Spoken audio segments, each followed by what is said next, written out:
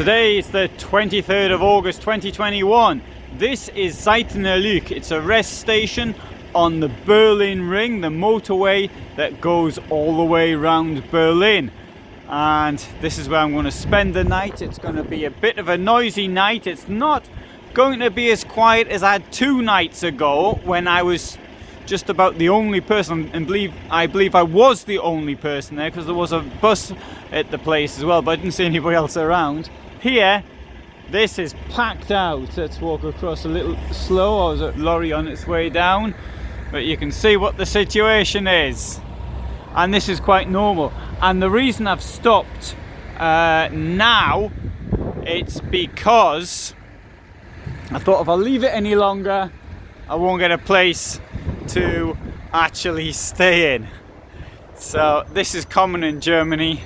And indeed I did see people already queuing up on the slip road, or the lorries queuing up.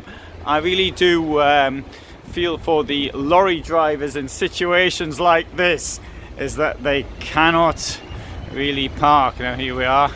Here's somebody who's quite pleased, no doubt, to get a place to park, and there's solidarity between this. Another one here sort of moving as well, for getting out of his way.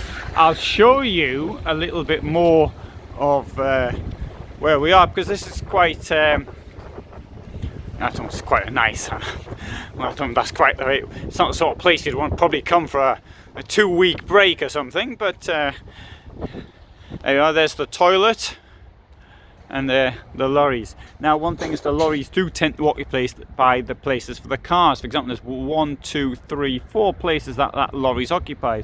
But I absolutely sympathise with the lorry drivers, and I think it's a pretty tough job they've got, and it's hard for them to find anywhere to stop. So I do appreciate that they will stop in a place like that. So I tried to put my van as close as I could to the lorry in front, without actually bothering him, just in case he wanted to reverse for any reason.